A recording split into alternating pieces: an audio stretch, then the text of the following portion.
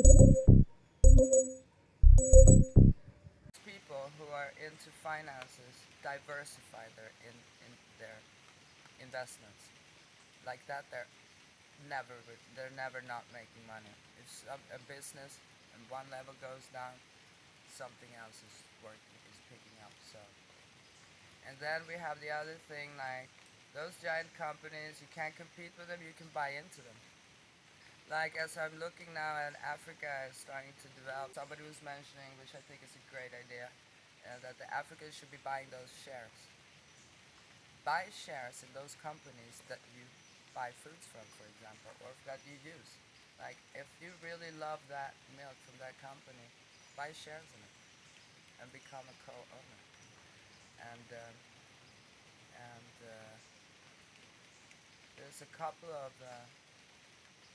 channels that with experts on there. And if you're going really big, you should check out ALUX. And that would be a good one for people who are doing budgets for nations and just to understand the dynamics of finances. So that when you, for example, go in and take a giant loan for your country,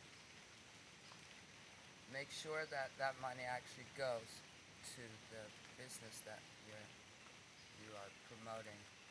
And don't forget that after you invest into that, every single penny, you got to reinvest into it and reinvest into it again before you can start spending any money.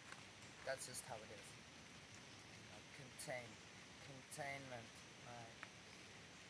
Try to hold on the money, try and reinvest and build up until you have that big platform. Expand, invest, expand, invest, expand, and now obviously you're gonna reinvest immediately. And there's another thing, like when you got money, invest half of it. Invest half of it. Don't spend half of it. Invest half of it. And you could use 30% of for things that you spend on that are like liabilities, and then you should put away something for savings. So make sure you have a big cushion of cash when it comes to these recessions, and when you also want to invest into something. There you got the money. There it is. I'm like, oh, there's a great opportunity. Now you can actually take that opportunity. Don't go into spending and buying all these unnecessary things that you don't need. One warning for people in countries who are in charge of budgets, and don't make these giant loans from the international banks and then the money you're not really sure where the money goes, or the money happens to disappear, part of it, and now you can't finish the project.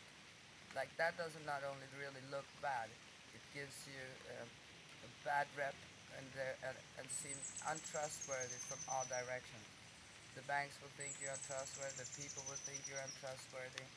What makes a great leader is be able to finish the projects that they promise to do, and do it transparently with all the numbers in the air. And that's just how it is. If there are some changes, they are being explained. There's a change here. It's gonna, but these things should be known before. You should know that there could be alterations and things could happen, and like prices could change in construction and all these things. You should be ahead of that. The person who's in charge of the budget should be somewhat an expert on economics, because if not, like it's not going to go that well. And so the other one person, ALUX is one of the channels that will teach you everything about finances on a giant level. And the other person that I think you should definitely look into is Myron Golden. I learned so much from this guy. This man, he is good at business, very good at business.